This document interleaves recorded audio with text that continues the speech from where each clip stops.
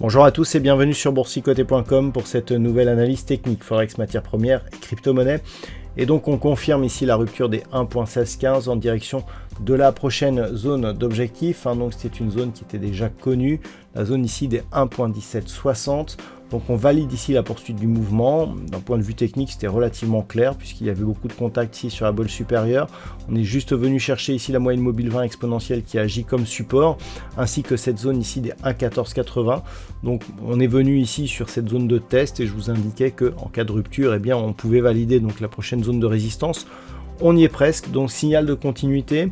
Il n'y a pas trop de signal d'affaiblissement au niveau de du contact de cette zone des 1.1760, si ce n'est la baisse des volumes. Regardez, c'est très net. Alors bon, là on n'a pas une séance complète encore pour aujourd'hui, mais si on confirme ici cette baisse des volumes alors que nous avons une explosion ici de la hausse, clairement cela pourrait préannoncer un signal de retournement, mais ce n'est pas encore suffisant pour l'instant. Donc l'objectif reste ici cette zone des 1.1760 et on commencerait à avoir des signaux de retournement si on revenait sous la zone des 1.1615, zone qui était précédemment résistance, et si on cassait la moyenne mobile 20 exponentielle. Donc grossièrement, on aurait de gros signaux de retournement sous cette zone ici des 1.1450 sur cette paire de devises euro-dollar. Sur la paire de devises livre sterling contre dollar américain, c'est le même constat, donc une baisse du dollar avec ici donc une poursuite au-delà des 1,3750. Donc on est grossièrement sur des zones qui n'ont plus été cotées ici depuis octobre 2021, donc ça fait presque 4 ans. Clairement par rapport à la progression actuelle, il faut s'en remettre aux extensions de Fibonacci pour avoir le prochain objectif. Donc là on a ici la dernière phase de consolidation. On a donc la première cassure ici qui nous donne quasiment l'objectif ici que nous sommes en train d'attendre, 1,3787, et en cas de poursuite, eh bien, on pourra avoir ce deuxième objectif qui se situe ici à 1,4046. Donc clairement, on est dans une dynamique qui est confirmée à la hausse, puisqu'il y a rupture ici de cette zone de résistance des 1,3630. On avait un deuxième objectif à 1,3750, celui qui a été atteint et est en train d'être dépassé. On a un RSI qui s'approche à passer ici en zone de surachat, donc clairement on est bien dans une belle dynamique. On a validé l'ancienne résistance majeure des 1,3080 comme zone de support. Et donc tous les éléments sont réunis pour valider la poursuite de ce mouvement vers une zone qui semble assez proche en termes d'objectifs de la zone psychologique des 1,40, donc sur cette paire de devises livre sterling contre dollar américain. Sur l'once d'or, c'est la phase de stabilisation puisque nous sommes ici sur un signal de sortie donc, de cette précédente dynamique baissière, et depuis eh bien, il n'y a plus trop de messages directionnels. On a pensé ici là avec la rupture temporaire de cette zone des 3400 $ l'once, eh bien que on allait repartir à la hausse et donc à l'assaut de cette zone de résistance des 3500, mais globalement on est revenu ici en arrière, on se stabilise autour des moyennes mobiles. Il n'y a pas encore de contact avec la bolle inférieure, mais on peut considérer que la dynamique ici est interrompue. On a un peu plus de velléité haussière que de velléité baissière, c'est lié à la dynamique de fond donc qui reste bien entendu haussière.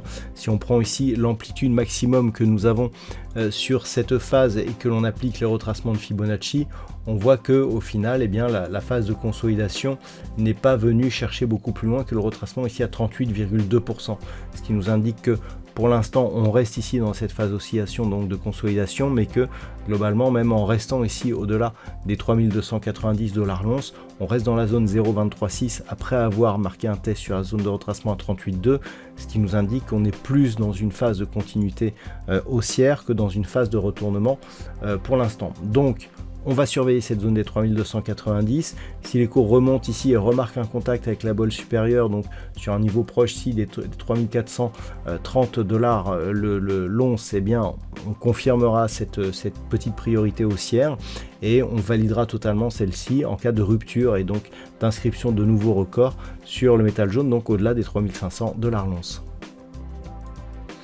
Au niveau du pétrole, on s'est bien stabilisé, donc nous avons eu cette hausse ici, et puis suite au dégonflement des tensions géopolitiques autour de l'Iran, on se stabilise au-dessus des 64,15 $ le baril.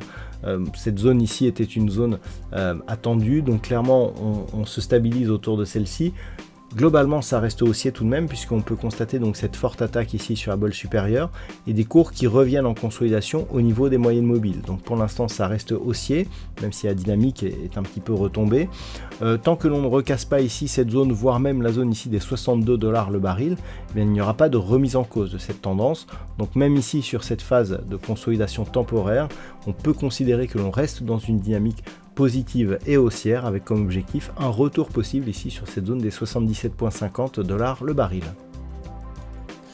Et enfin, au niveau du Bitcoin, eh bien, on repasse au-dessus des 107 000 $ pour un Bitcoin. On a testé ici cette zone des 102 000, c'était une alerte baissière. Alors, on a tout de même ici une succession de points hauts qui se fait pour l'instant baissière, idem pour les points bas. Donc on est ici dans une petite dynamique ici de baisse. Alors le momentum n'est pas très fort, il n'y a pas encore de signal de retournement, mais le fait d'avoir attaqué ici cette zone des 102 000 nous a montré qu'il y avait tout de même une certaine fragilité dans la progression de cette crypto-monnaie. Donc si on reste au-dessus des 107 000 $ pour un Bitcoin, bon, on s'éloigne un petit peu de la zone de danger. Une prochaine attaque de la zone des 102 000 pourrait nous donner un signal un peu plus appuyé d'une possible phase de baisse donc sur cette crypto. Pour vraiment repartir à la hausse, il faudrait inscrire de nouveaux records. Donc repasser ici au-delà des 112 000 $ pour un Bitcoin et eh bien, je dirais validerait après cette phase de consolidation eh bien, une reprise du mouvement qui reste donc la tendance de fond, puisqu'avec l'inscription ici de cette nouvelle zone de record, eh bien, on a confirmé que l'on était dans une dynamique moyen-long terme qui restait positive sur le Bitcoin. Mais attention ici aux signaux de fragilité, le fait d'avoir cassé ici cette zone des 102 000 n'est pas anodin. On sait que si les tensions géopolitiques réapparaissaient, eh bien, le Bitcoin est très loin d'avoir un comportement qui nous ferait penser que c'est une valeur refuge. Donc attention, naturellement, au-delà ici des 112 000 $ pour un Bitcoin, eh bien, on confirmerait le biais haussier que nous avons sur cette crypto-monnaie. Voilà donc ce que l'on peut dire sur l'analyse technique de ces principaux actifs de marché. Je vous souhaite de passer une très bonne soirée. On se retrouve dès demain pour d'autres analyses techniques, toujours sur le site boursicoté.com.